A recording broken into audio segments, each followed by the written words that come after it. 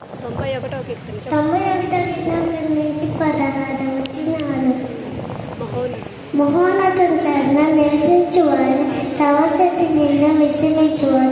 ఆయనే నా ఆశయం, నా కోట, నేను నమ్ముకున్న నా దేవుడని నేను ఆయన గురించి చెప్తున్నాను. వెతుకలు ఆయన నిన్ను విడిపించుము, నాశనకరమైన తెగులు రాకుండా నిర్దక్షించుము.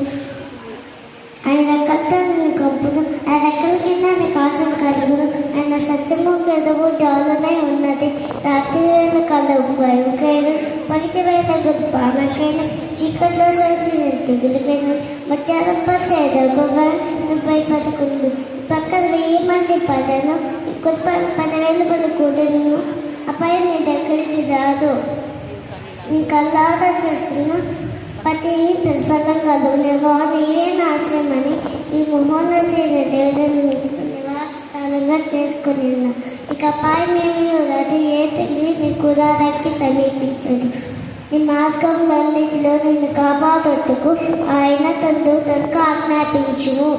నీ పాదములకు దాయటకుండా వారు తమ చేతులతో ఎత్తి పట్టుకుందురు. నీవు సింహాలను, నాగుపాములను దక్కదు, కొదమ సింహాలను, భుజంగములను అనగదక్కదు. అతడు నన్ను ప్రేమించుతున్నాడు కనుక నేను అతన్ని తప్పించదు. అతడు నా నామం ఎరిగిన వాడు కనుక నేను అతన్ని కనపరచదు.